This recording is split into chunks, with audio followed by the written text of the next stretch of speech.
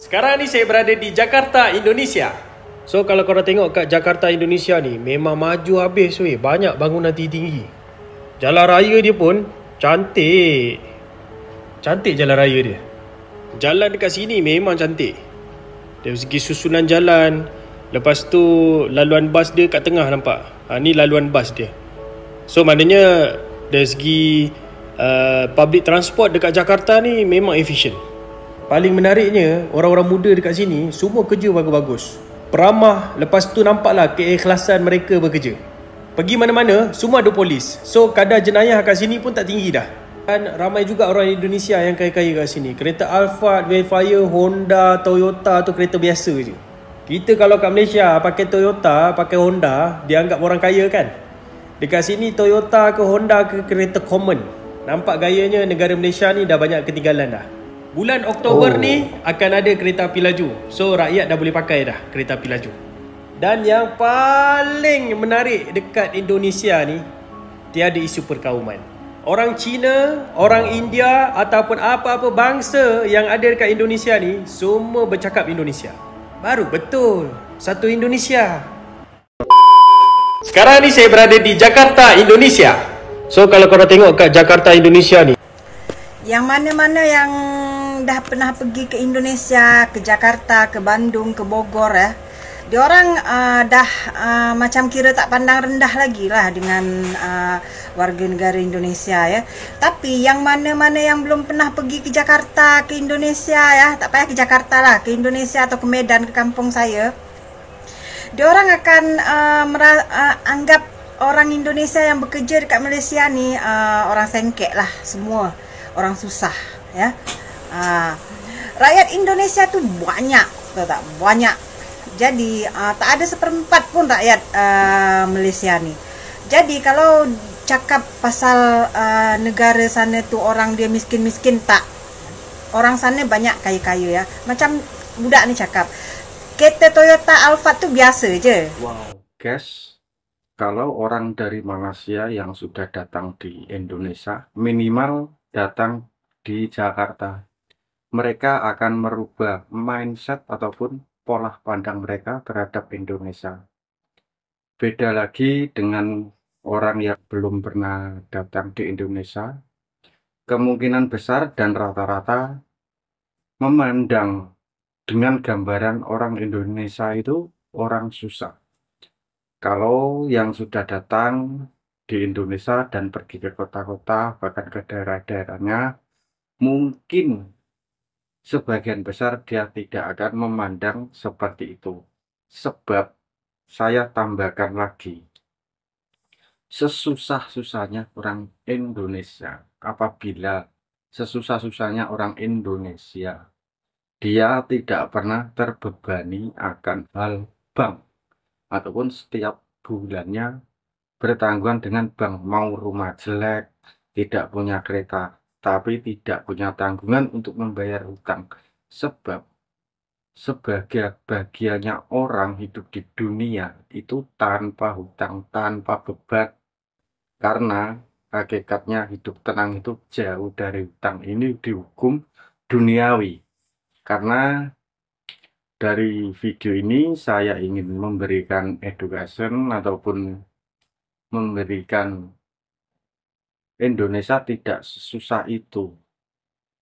Saya sebagai rakyat Indonesia tetap menjaga harkat dan martabat sebagai bangsa Indonesia. Karena untuk negara Malaysia itu tidak ada 20%-nya dengan jumlah penduduk Indonesia. Jadi untuk pemerataan kemakmuran rakyat itu wajar. Ada yang tidak terbagi dengan kesejahteraan apa yang telah dijanjikan para pemimpin negara. Sebab mau sehebat apapun negara, mau sekaya apapun negara, pasti mempunyai sisi daerah miskin, pasti mempunyai sisi wilayah yang kurang maju pembangunannya. Nah, untuk video selanjutnya, ayo kita simak bersama-sama, karena yang video ini juga tanggapan dari orang Malaysia sendiri yang sudah datang di Indonesia.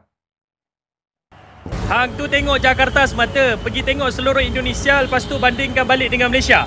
Kita cakap pasal Jakarta bang, kita cakap pasal Jakarta. Dia seumpama macam kau suruh cakap pasal KL, lepas tu kau suruh tengok satu Malaysia, termasuk Sabah, Sarawak, lepas tu negeri-negeri yang kadang-kadang jalan pun tak siap. Dan setiap negeri ada je kawasan-kawasan pedalaman yang orang dia hidup susah. Kira lah, sekaya mana pun negara tu, masih ada wujudnya orang miskin.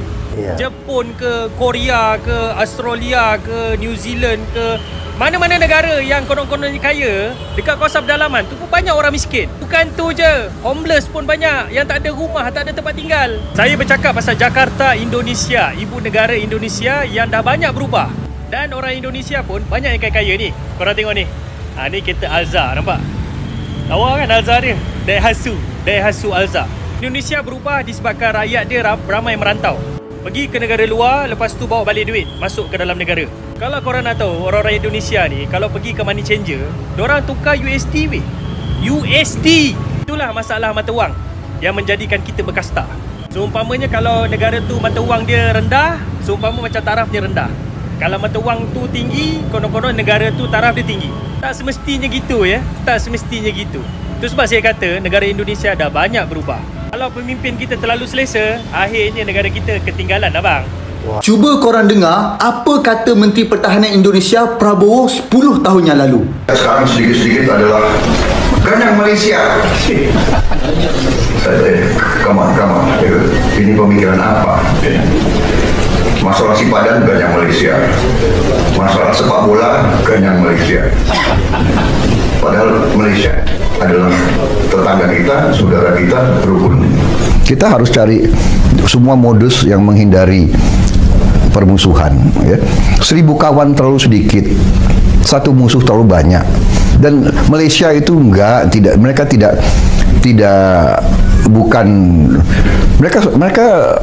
saudara-saudara kita kok. Mereka sama budayanya dengan kita. Kalau ada yang nakal di mereka, di Indonesia juga ada nakal, ya kan, benar nggak? Sudahlah, ya kan, sudahlah. Tapi nggak ada niat mereka mau caplok tanah kita. Saya yakin tidak ada itu. Kata-kata Prabowo jelas menunjukkan bahawa Malaysia dan Indonesia tidak akan berperang secara fizikal sampai bila-bila pun, meskipun terdapat perselisihan berkenaan sepadan. Ini kerana kedua-dua negara sedar akan impak negatif yang bakal menimpa pada ekonomi dan kestabilan negara masing-masing. Peperangan yang tercetus tidak akan ada pemenang, tetapi yang ada hanyalah kerugian di kedua-dua pihak. Sejak merdeka hingga ke saat ini, banyak pembangunan yang dah dibuat oleh pihak Malaysia dan Indonesia. Maka takkanlah segala pembangunan yang telah dibina sekian lama itu ingin dimusnahkan dengan satu letupan? Berapa banyak pelaburan Malaysia di Indonesia? Dan berapa banyak peluang pekerjaan untuk rakyat Indonesia di Malaysia? Kita kena ambil kira dengan ancaman sulu dan sebagainya. Takkanlah kita nak merisikokan itu semua. Jelaslah bahawa ekonomi Malaysia dan Indonesia itu berkait antara satu sama lain. Okey, dari sisi lain, mungkin Malaysia dan Indonesia akan berperang, tetapi peperangan itu hanya dalam bentuk kecaman dan menerusi saluran undang-undang antarabangsa sahaja. Episod konfrontasi bersenjata antara Malaysia dan Indonesia sama sekali tidak akan berulang lagi. Nah, video ini hanya reaction untuk meluruskan buat para netizen agar tidak salah memandang ataupun tidak berburuk pandang kepada negara ataupun berburuk pandang kepada orang-orang di lain negara. Karena di setiap negara, semaju-majunya negara, sekaya-kayanya negara, sehebat-hebatnya negara, pasti mempunyai sisi kekurangan dan sisi kemiskinan kepada rakyat. Itu sudah pasti. Perkataan yang dulu sering saya dengar bahwa tenaga kerja Indonesia di Malaysia lebih kayak kurang enak didengar menurut saya. Seperti kayak begini perkataan sebuah berita di Malaysia. Negara Indonesia adalah seperti negara pembekal pekerja kasar yang dikirim di Malaysia. Ini saya bukan membuat onar ataupun membuat isu. Memang dulu yang saya katakan ini dulu, tapi sekarang sudah beda karena di era kepemimpinan Bapak Jokowi banyak merubah Indonesia. Saya apresiasi sekali buat mantan presiden Bapak Jokowi. Nah, untuk isu soal bertengkar ataupun tempur Indonesia Malaysia memang isu. Kalau untuk soal bertengkar ataupun tempur soal segi fisik, saya rasa itu tidak mungkin, karena apabila Malaysia sama Indonesia bertempur itu banyak kerugian kedua pihak. Juga untuk tumbuhnya ekonomi Malaysia Indonesia itu memang sama-sama saling bergantung.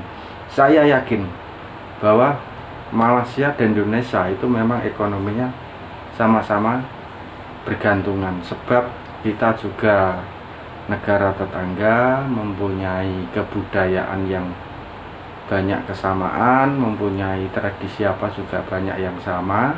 Maka jangan sampai mempunyai rasa riak ataupun tinggi hati bila mana ada kemajuan suatu negara ataupun tentang masyarakat negara yang maksud kita negara yang kurang kita sukai, ataupun ada yang beranggapan negara itu rendah di pandangan kita, buang saja sifat seperti itu, karena itu hanya merusak kedamaian hati. Oke, untuk sahabat-sahabat Ridwan Channel yang sudah menonton video ini, saya ucapkan terima kasih. Kali ini saya pamit. Assalamualaikum warahmatullahi wabarakatuh.